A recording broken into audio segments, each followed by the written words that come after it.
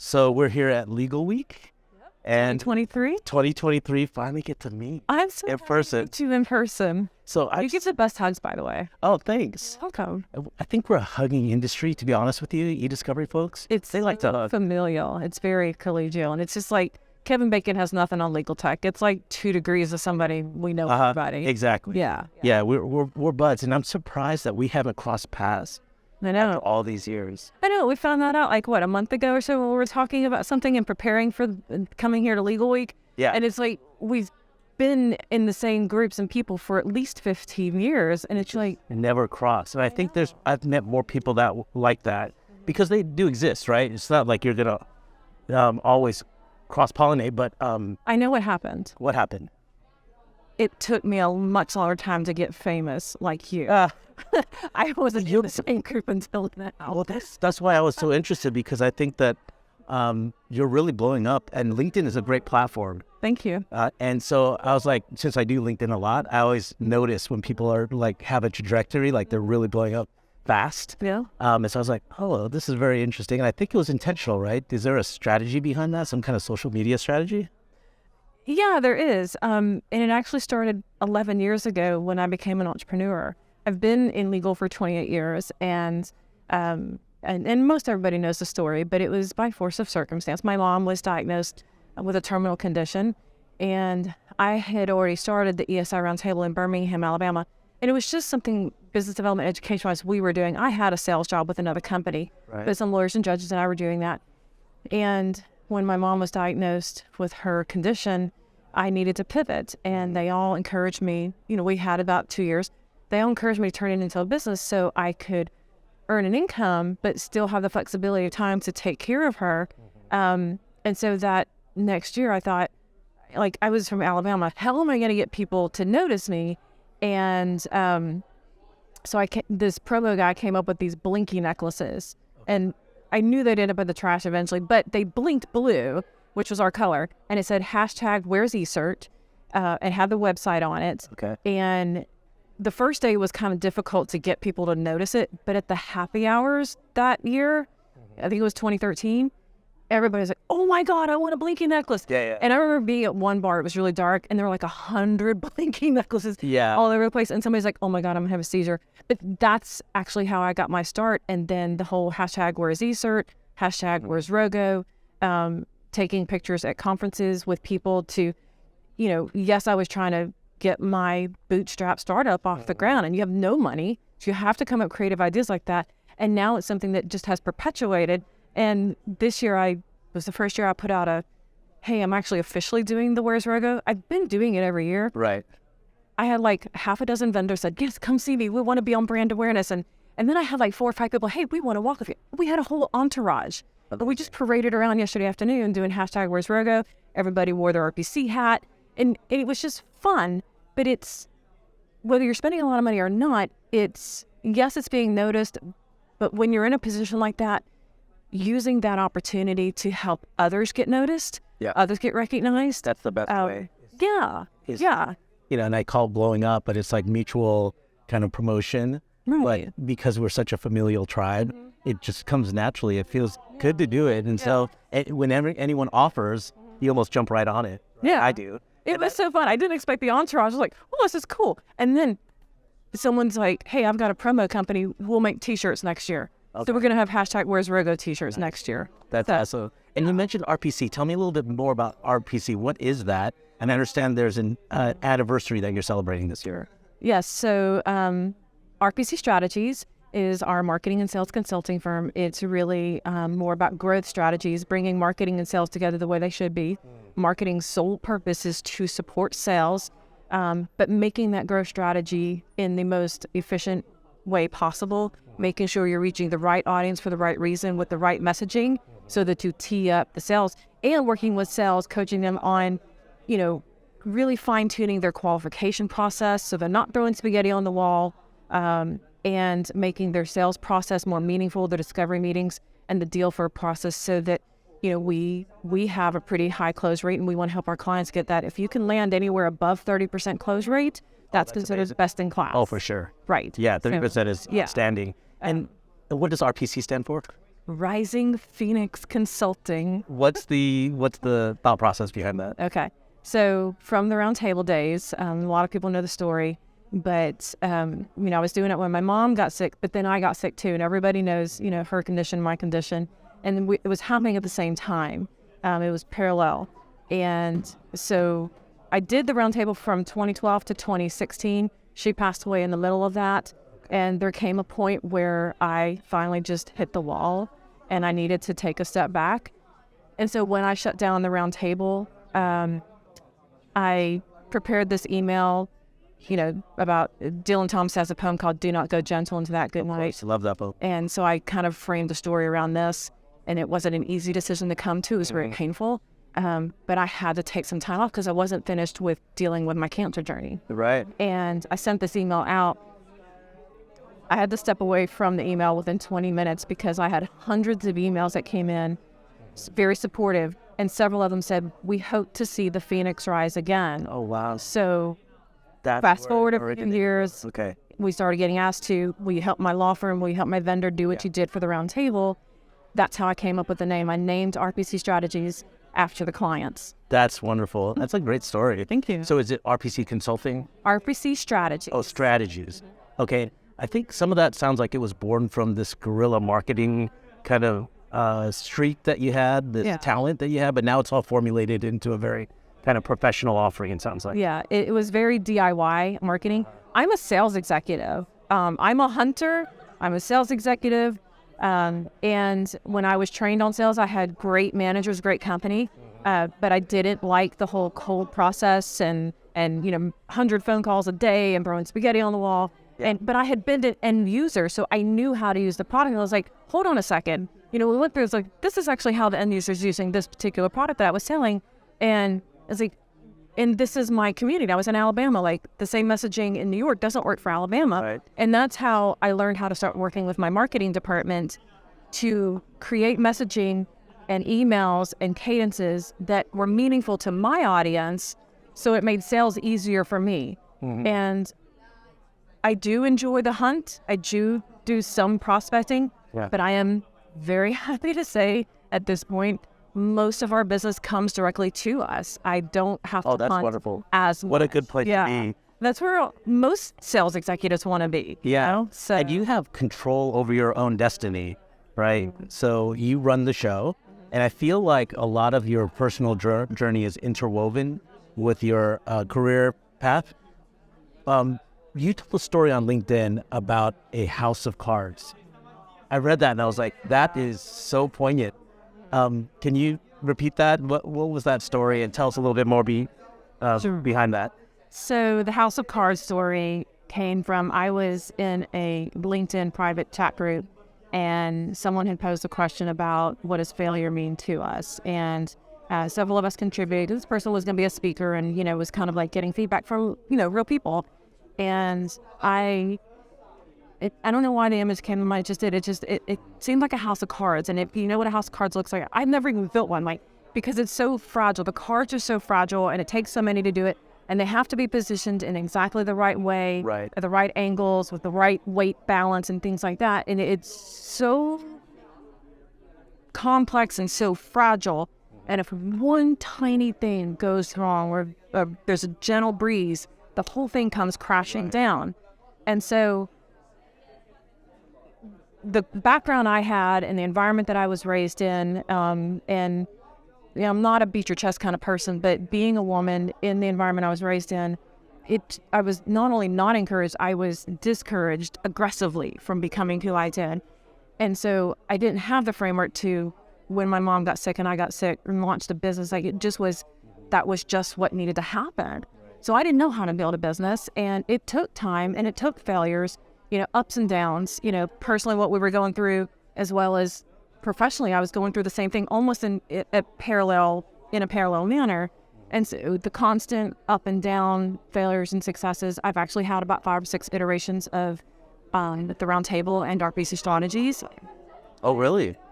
5 or 6 over the last 11 years. So is the analogy that building that is like using the card material and then having it collapse and rebuilding and having it collapse? Yeah, and I just kept rebuilding it from the same stack of cards. Yeah, and who dictated that it had to be a house of cards? Is that something that you dictated or placed upon yourself, or did something external tell you that it had to be a house of cards?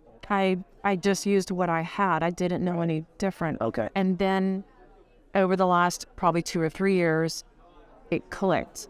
And I realized I was using the wrong building materials. Totally. Right. So if I use better, more appropriate, stronger materials that were meant to build a business, and that includes having, and I've always had an advisor board, but really having the right advisor board, really having the right consultants.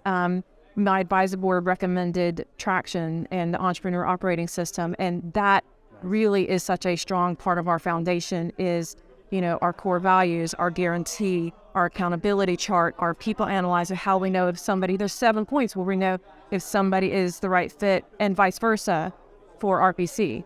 And so having the right building material, we're a freight train on fire now. Nice. But that was all a learning experience, right? Not just from yourself doing your own research and study.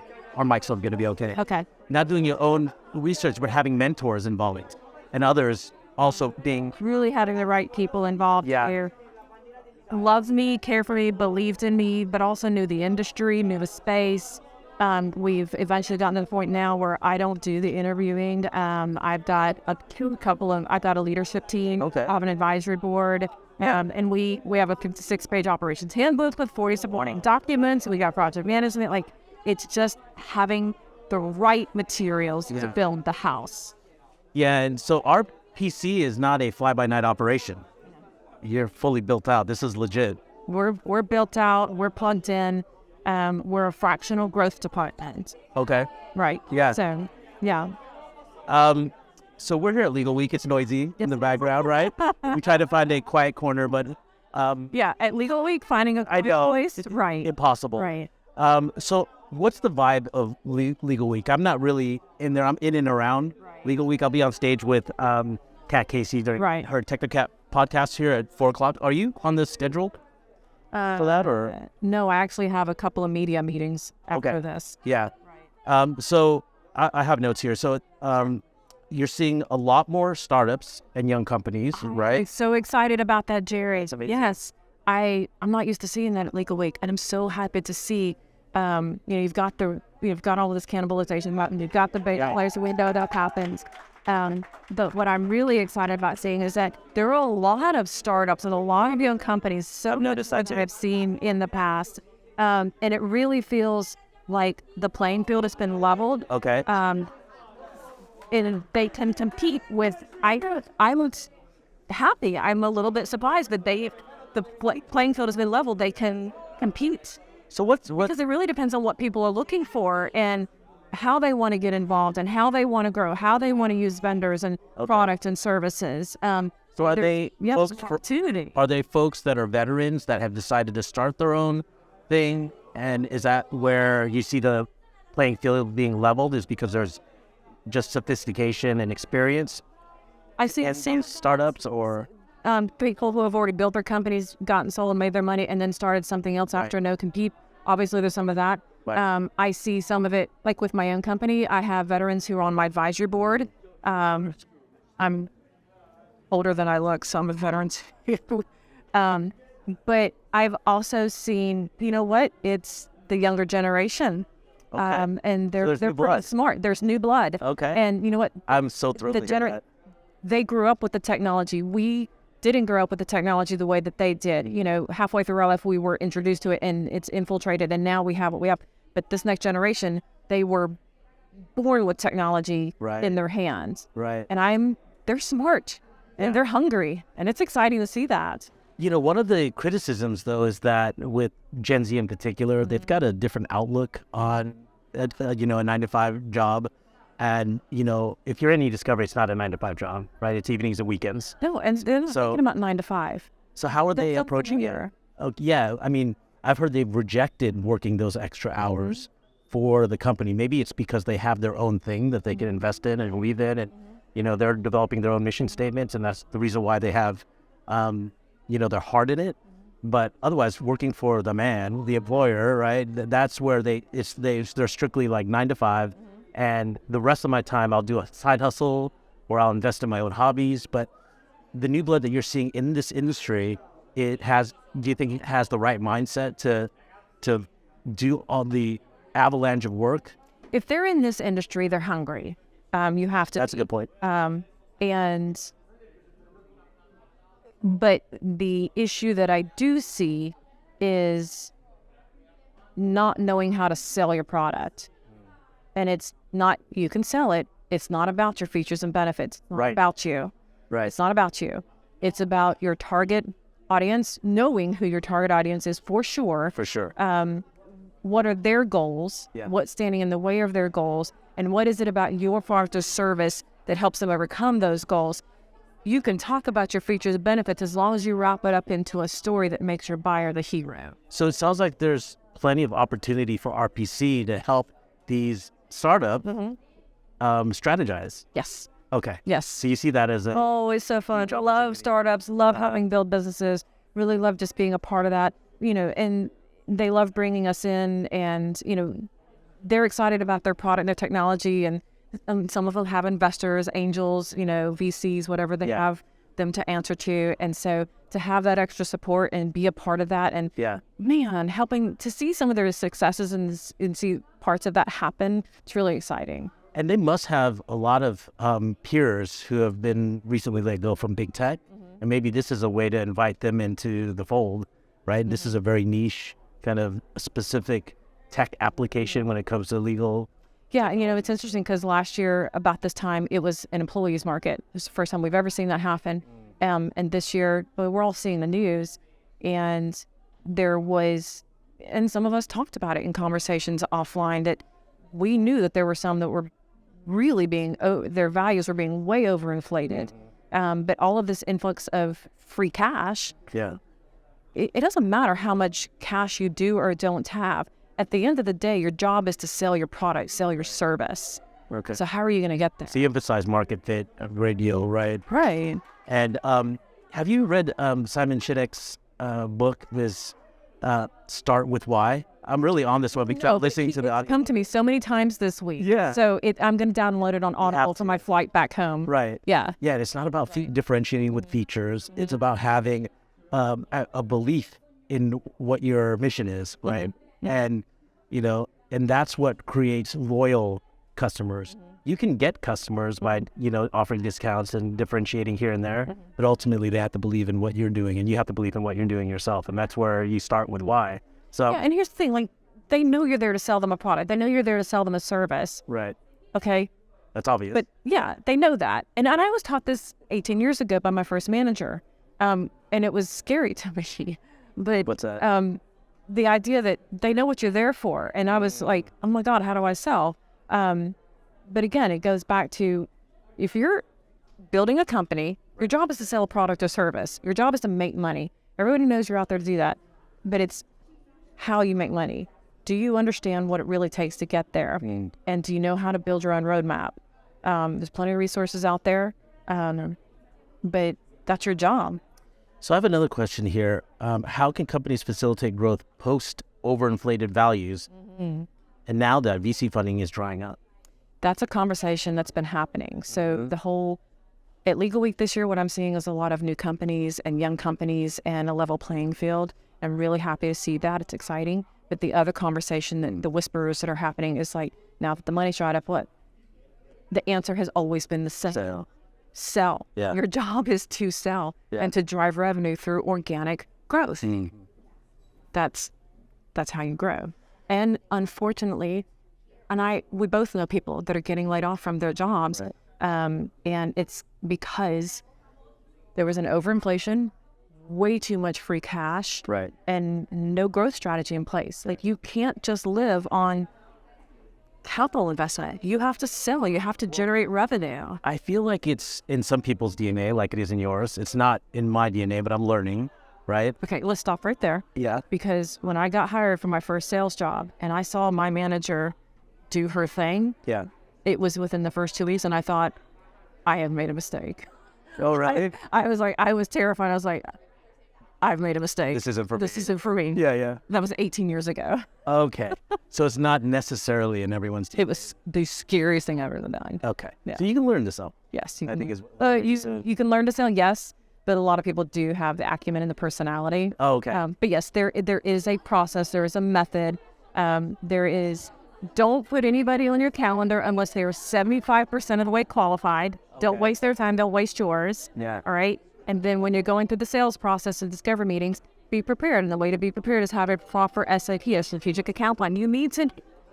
One of the clients I got when I was selling core reporting, who was working with a competitor, I got in business from other members of his firm, and so he agreed to meet with me because of that. He's like, but I only have 15 minutes. I'm like, okay. So I made the appointment. We have 15 minutes, and I had everything planned out. I knew who he was. I went through these questions, and I got to like 12 minutes. I'd set my watch on, and he was like, no, it's okay. Keep going. Okay, so we talked for an hour, right? And he's like, absolutely, I've got these cases, whatever. A couple weeks later, he takes me to lunch, which was the first time anybody had ever taken me to lunch. It was, right, sales job. I was the one that picked up the tab, right? Sure. And so we ordered lunch, and then after, he's like, do you know why I chose to do business with you over your competitor?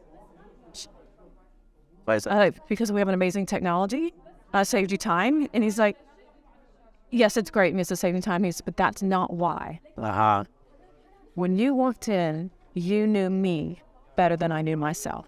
Oh, that's interesting. And that's how you sell. That's interesting. Ooh, I'm getting excited. I love your personality. It's dynamic, and it comes through on LinkedIn, and that's why, I had to like connect with you here live. Tell me what is on your anthem playlist. I need to know. Okay, hold on. Let's look at this together. Hold on, and we can give the audience some titles together. Yeah, because they should add it to their playlist too. You have some good ones. Some of my amazing, wonderful, powerful executive legal tech girlfriends have given some of these songs to me. All right, so this is my favorite one. Always Wanna Be Her. And then I Feel Good. By Peaches. By Peaches. Uh-huh. I Feel Good by Pitbull. Okay. Survivor. That's a classic. Yep. Sweet Dreams. How You Like Me Now. Eurythmics. Absolutely. Confident. By Demi Lovato. Opportunities by Pet Shop Boys. Oh, that's a good one too. Level Up. These are good. Level Up. Yep. So if you need to get energized, put that playlist. Start with that on your playlist, and that'll get you amped. I'm going to put it on mine. Shameless plug. Be on the lookout for my book at the end of the year. Really? Yeah. Do you have a title for it yet? I do.